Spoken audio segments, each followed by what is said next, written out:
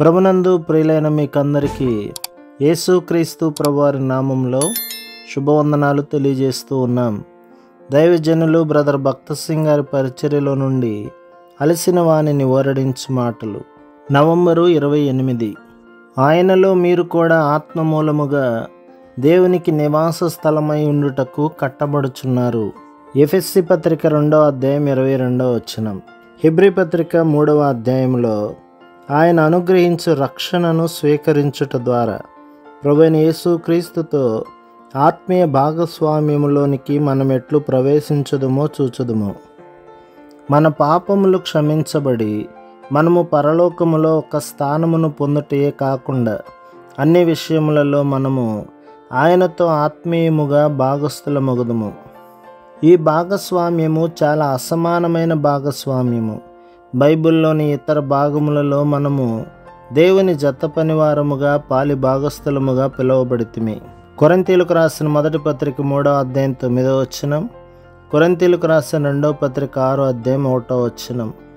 ఆ ఆధిక్యత దేవదూతలకు ఇవ్వబడలేదు, కానీ ప్రభువైన యేసుక్రీస్తు యొక్క ప్రశస్త రక్తముతో కొనబడిన విశ్వాసులమైన మనము ఆయనతో భాగస్థులమైతిమి. అలాగున ఆయన కొరకు మనము నిత్యమైన నివాస స్థలమును నిర్మించగలము. ఇదొక గొప్ప మర్మము. దేవుడెంత గొప్పవాడనగా ఆకాశ మహాకాశములు ఆయనను పట్టనేరవు.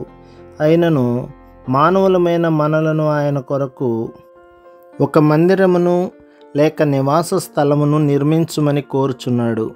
ఆ ఉద్దేశముతోనే ఆయన తన ప్రజలను ఐగుప్తు నుండి తీసుకొని వచ్చెను. వారి కొరకు ఆయన ఎన్నో అద్భుతములను చేసెను, కానీ దానిని బట్టి ఆయన వారి మధ్య నివసించుటలేదు. ఆయన శక్తిమంతుడైన దేవుడు. ఆయన నిర్గమకాండం 25:8 ఇట్లు చెప్పెను, నేను వారిలో నివసించినట్లు వారు నాకు పరిశుద్ధ స్థలమును నిర్మింపవలెను. పరిశుద్ధాత్మ దేవుని ఇంటికి పరిశుద్ధ స్థలమని, నివాస స్థలమని, దేవుని మందిరమని, ఆత్మీయ గృహమని వివిధ పేర్లను ఇచ్చెను. మర్మమేమనగా అటువంటి నిత్య నివాస స్థలము కొరకు దేవునికి నీవు నేను అవసరము. మనమెంత బలహీనులమైనను బుద్ధిహీనులమైనను అటువంటి గృహమునకు మనము కావాలనని దేవుడు కోరుచున్నాడు. ఒక ఐశ్వర్యవంతుడు ఒక గృహమును నిర్మించినప్పుడు అతడు చాలా విలువైన సామాగ్రిని వాడును. ఒక రాజు తన రాజభవనమును నిర్మించినప్పుడు ప్రపంచంలోని వివిధ భాగముల నుండి శ్రేష్టమైన వాటిని తెప్పించి వాటిని ఉపయోగించును. అయితే ప్రభువైన యేసుక్రీస్తు అపవిత్రమైన మురికి పేలిక వాడిపోయిన ఆకును దేవుని గృహ నిర్మాణమునకు ఏర్పరచుకొనెను. మనం ఆయన యొద్దకు వచ్చినప్పుడు మన పరిస్థితి కూడా అదే. కానీ మనం ఆయనచే కొనబడితిమి గనక మనం ఆయనకు ఎంతో అమూల్యమైన వారమైతిమి. మర్మమేమనగా మనలో ప్రతి ఒక్కరము ఎంత బలహీనులము బుద్ధిహీనులమైనను ఆయన నిత్య నివాస స్థలములో ఒక భాగముగా కాగలము. దేవుడు ప్రేమే ఉన్నాడు. ఆయన నివాస స్థలములో ఆయన తన ప్రేమను కుమ్మరించును. ఎలాగున్న ప్రేమగల తండ్రి తన పిల్లలపై తన ప్రేమను కుమ్మరించవలెనని కోరును, అలాగే మన హృదయములలో కూడా దేవుడు తన ప్రేమను కుమ్మరించవలెనని కోరుచున్నాడు. ఒక సేవకుడు ఎంతో నమ్మకస్తుడు, మంచివాడై ఉండవచ్చును, కానీ భార్య పిల్లలపై చూపించబడు ప్రేమ ఆ సేవకునిపై చూపించబడదు. కాబట్టి ప్రభువైన యేసుక్రీస్తుచే కొనబడిన వారికే దేవుని ప్రేమ ఉండును.